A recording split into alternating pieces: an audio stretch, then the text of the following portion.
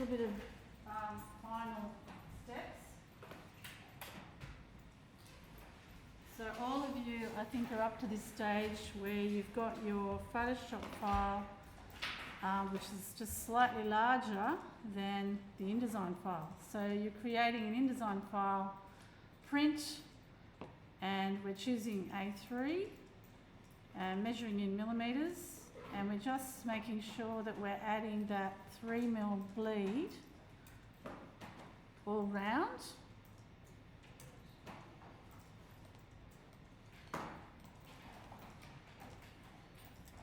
So they're linked and they should all change to 3. So that's how it should be set up and create that document. So you've got your Photoshop file. Here I've got Elliot's fabulous design, and you can see he's got all his layers there. And I would advise you to keep a version of this somewhere. This is why you need to organise your files, so you have a folder that has originals, so you know that's the one with layers. So if you need to go back, or a client says, can you please change the lettering or whatever, you can go back right to this one with all the layers. But in terms of bringing it into InDesign, you would usually flatten all those layers. So you'd flatten them. You also have merge visible. So in Photoshop, you can just select a couple of layers and merge them.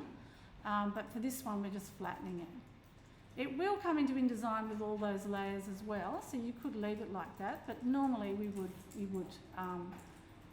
do that, and I will save that as a different name, and I would say, you know, flat version, you know, so whatever my file name is, flat version. I know that's not the one with the layers, it's a separate file.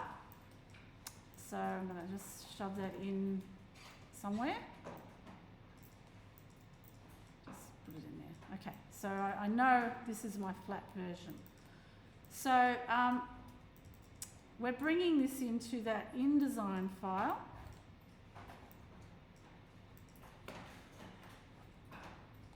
Right, so if we know where it is, we can go File, Place, and sort of try and find where it is. There's my flat version. I've named it appropriately, so it'll come in. And we're going to drop it, if it's the right size, if we just drop it at that corner, it's going to hang over the edge of the document perfectly and have that extra 3mm bleeds. It's not quite perfect, so I still might have to drag it up a bit. What you're trying to do with that extra bleed in the original Photoshop document is to avoid having to drag it up to fit. However, if you have to, just go to Object, Fitting, and fill frame proportionally. Go away, mister. And fill frame proportionally, we'll just stretch it out. But you do try to avoid that by making your Photoshop document just that little bit larger than the final InDesign document. So this is now looking correct. You know, you'd be putting all your type on, etc. So we're doing that all in InDesign. So you'd be, you know, putting your smaller type in here, blah, blah, blah, blah, blah. And the reason we're doing that is because we know that type we add in InDesign is going to be nice and sharp and crisp. Some of you might be bringing in a title design from Adobe Illustrator. Do it the same way, just place it in here, and again, it's going to be really nice, crisp vector type. So either you're creating your headline here, with the text tools that you know, InDesign provides. You can see that Elliot's title he designed by hand, so that's why his is sitting there already part of the image. So it depends on what you did with yours. Now the crucial thing I want to talk about here is how to package it and export it as a PDF ready for print. So I'll go, every time you use InDesign, you should be packaging your file. This is the packaging, and that's going to collect up all your fonts, all your images, and put them into nice little folders that you could send away. Now here we get a little warning that tells us if there's a problem before we start to package it and send it off to print. And so you can see it is warning me. It is telling me that my images are linked. So often if people haven't got their files linked, there'll be a problem here and you'll have to go back and link the file. Doesn't seem like that's the problem. It does say it's got RGB colour space. So we know that to send it to a commercial printer it would have to be CMYK. We learnt that in our colour theory class. So I'm going to cancel that and go to my window links palette. And this is where you check if your imagery is all linked. If you get a warning here that's with a big warning sign, a little yellow sign here, you'll know that you haven't got it linked. Why you might not have links is because you might just have tried to send the InDesign file and you didn't package it, so it can't find the images. So the whole point of packaging is that you end up with a folder with all the links and the fonts nicely packaged, and then every time you open that linked version you don't get warnings here. But we do have to do something to this. It's not ready for print, it's not CMYK. So I go to the links palette, click on the little hamburger, and I can say edit with original. So I can go back to my original Photoshop file, it's linked. So this is still linked to the InDesign one, and all I have to do is go image mode, CMYK color, and it's converted it to CMYK, but I must go and save it, and then it'll update in the original. If I do save as and give it a different name, that'll break the link. So I don't want that, I want to keep the link. So I just do save or Command S, and that's going to save that change. Now when I go back to InDesign and I do the packaging again, so it's File, Package, you can see that my warning's gone and it says all my links are found, nothing's missing. And the other thing is it will tell you, you can see there's a font section. If you've got missing fonts because you didn't package it and you tried to open it somewhere else, not in a packaged folder, it'll tell you here. So you just go ahead and package that. It'll ask you to save the publication. So this gives you an opportunity to say that's my final packaged version.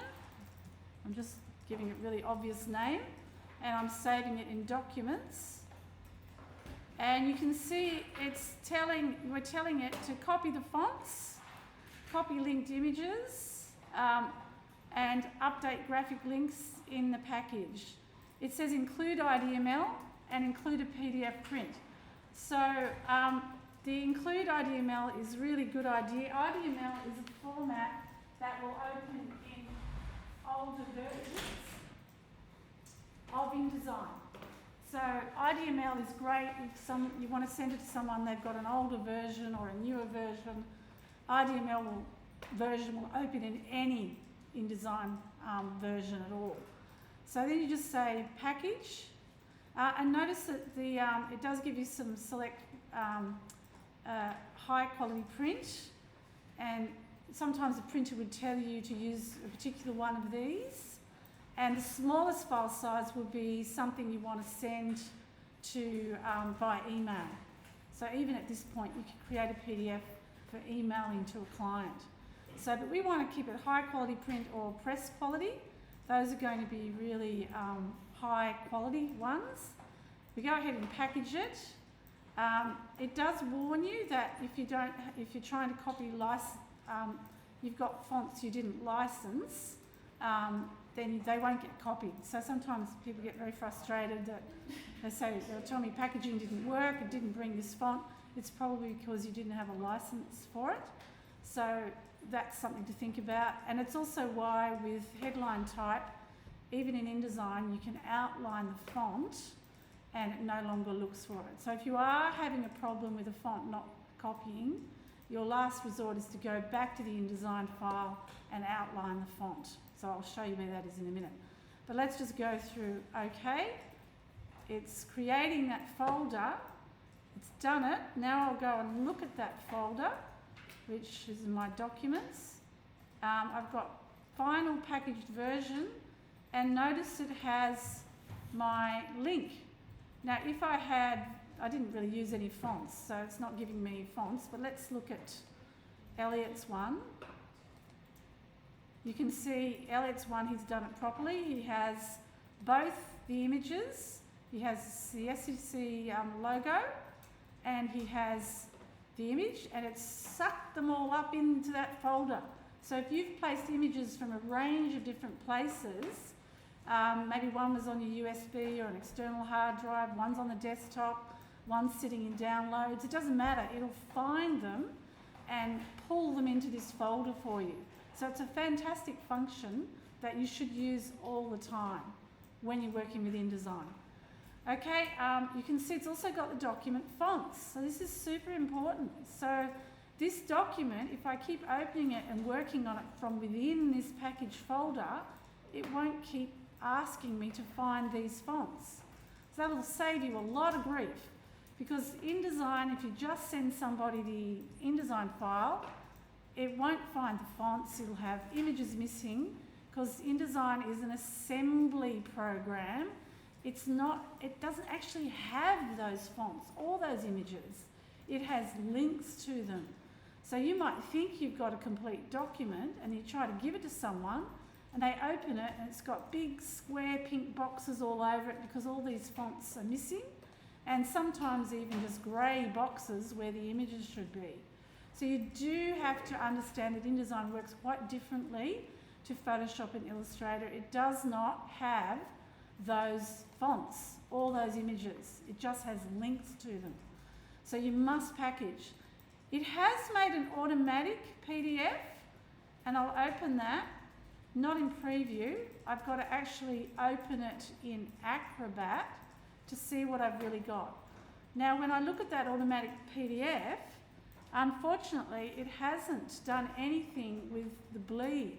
So it's not creating a really print-ready file, commercially sendable.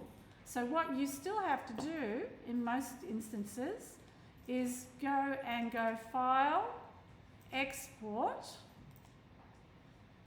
Final Package Version. We're still saving it into this Documents file. I still want it to go into the same file, so I keep it all together.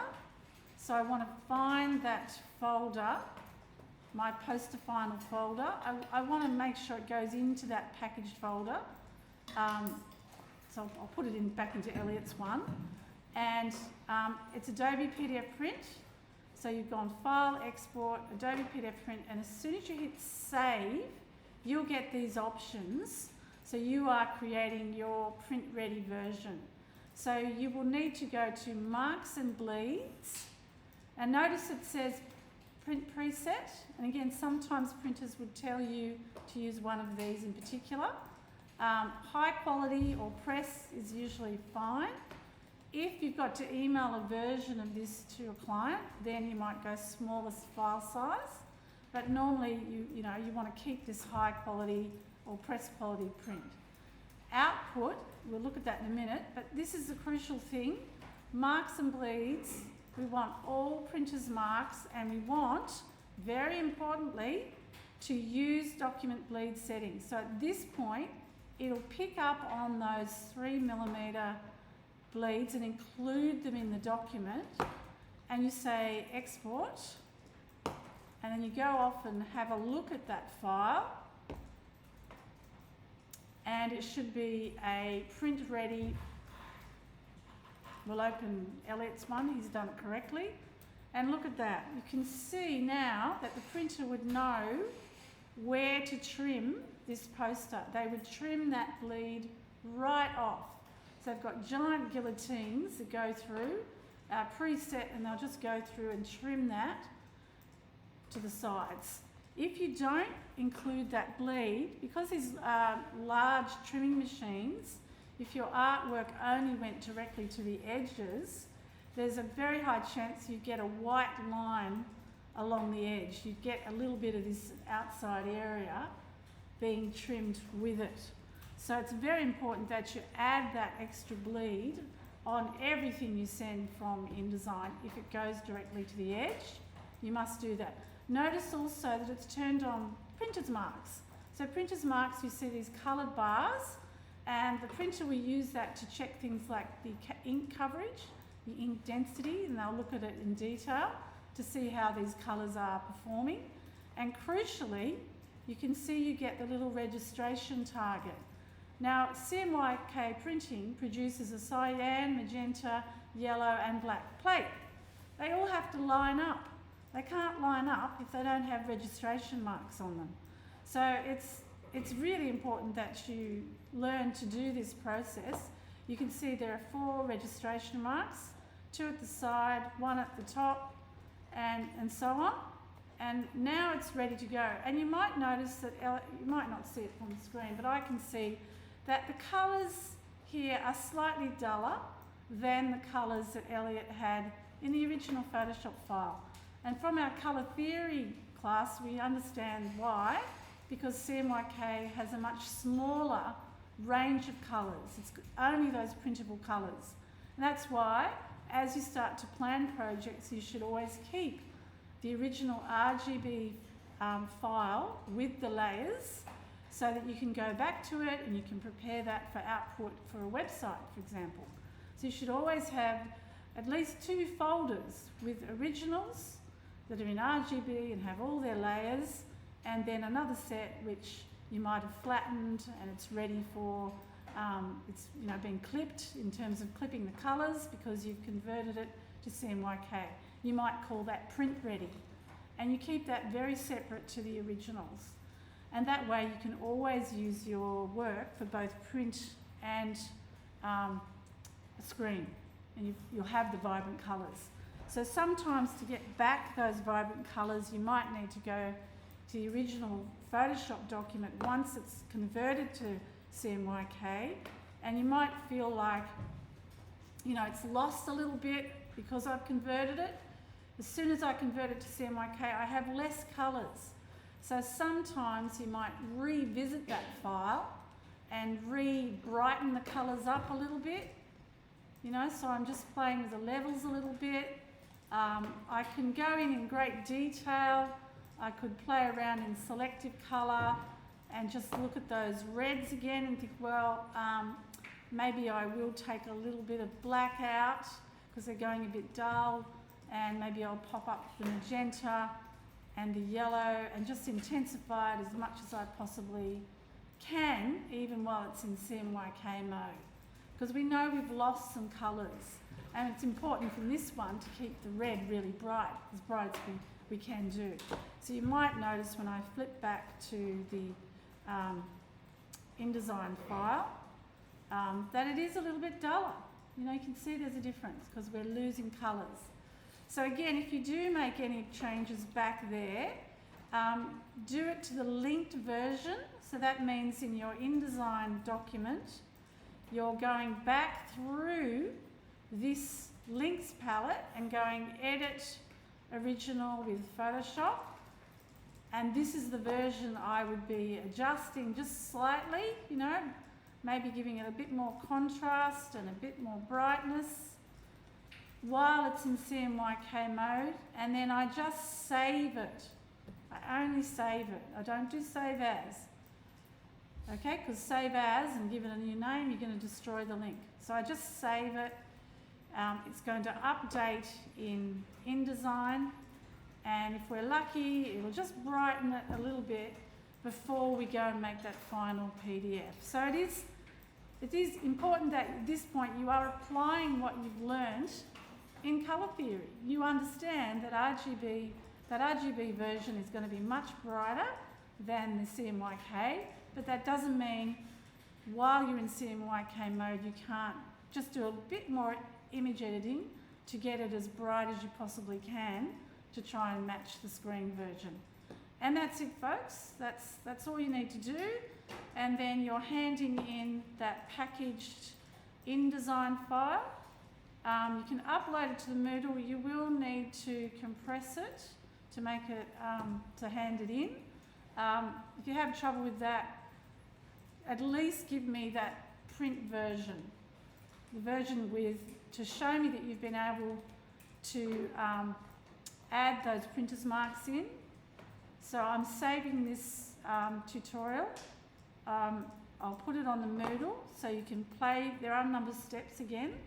And this is something, especially if you're staying on for diploma, if you learn how to do this properly, you are up and running. You can present and provide finished artwork for a client that's professionally prepared and can be printed with the best possible colour output that you can manage. Okay, so I'll just stop recording there.